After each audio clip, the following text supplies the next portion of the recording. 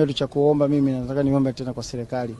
Watujengee arena. Ukiangalia Trace wamepata tabu sana hapa. Watengeneza stage linadondoka, sio mazingira rafiki. Watupe arena ili tufanye vitu kama vikifanyika vinaonesha, vinatangaza utalii, vinakuza sana. Tazama wasanii wa Tanzania walivyoonekana wengi. Naamini kuna wengine tulikuwa tufahamiki, sehemu tumefahamika. Unajua hivyo, value imeongezeka. Sasa serikali najua inatufanyia mambo mengi. Tunahitaji arena. Tumekuwa tukisema hii miaka na miaka. Mheshimiwa Rais Dr. Samia Suluhu Hassan, tunajua wewe msikivu, wewe mtendaji, wewe mwenye huruma. Hem, turumie na sisi wanamuziki tupate arena. Wacheza mpira kila siku viwanja wanavyo kila mkoa. Kila mkoa kuna kiwanja. Sisi arena moja tu kweli.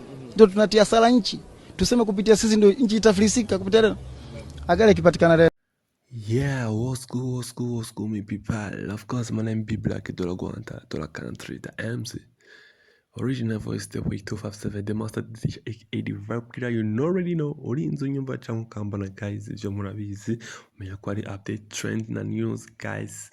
Ndaba East Africa, ndaba amakuru yose ari kwisi, amakuru yose agezweho. Nahari nta makuru ushobora kuronka, guys. Ivyo nibaza ko mumaze kwa mubizi, mumaze kwa mumenyera, ariko ndakwibutsa ko namba ari cyambere ugure video yanje, make sure you subscribe on my YouTube channel. Hama twikomereze gahunda mwamaze kuyibona, gahunda kubaha amakuru ari kwisi, ari ku rwego atana murayumva, exclusivity ugomba kuyumva ngaha kwishen, guys. So nizere ko wamaze kuheza ku making sure ko akan subscribe, muri comment ukagerayo. Hama ndakubwire amakuru ahari kwino mwanya ari trend, amakuru agezweho.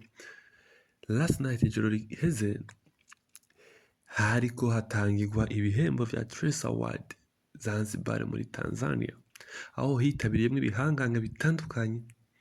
Turavuga basanzwe ari Tanzania, Diamond Platnumz, Harmonize, abantu benshi, Nigeria, Rema, ba Yemi Alade, benshi bari bahageze, abantu benshi bari bahari, abastare bose muzi mukunda, guys.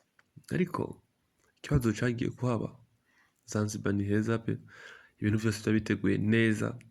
Ka Trace murabizi ko ari show ibimeze neza, ariko guys, stage yarayikoze ibara, yarayibomotse. Ati vyagenze gute? Stage yari mu mazi, abantu bari ino, ariko nibaza ko haba ikibazo cyuko ikintu bafise bakoreramwe amashow ari hato, ari nayo mpamvu umwe mu baririmbyi bo kwisi bazwi rurangiranwa, Chris Brown, yavuze ko muri Afrika hareza gukorera ibiteramo, ariko aho gukorera imiziki y'ama live ntahari. So guys, rero abantu bategura amashow, abantu ngaha mwese mwikebuke murabe, kuko natwe bakwiye Trace shobora kutugeraho mugasanga bigenze nko abandi bagenze. So dusubire mu zindi trend, nari nshatse kubagezaho tuno. See you next time, big time.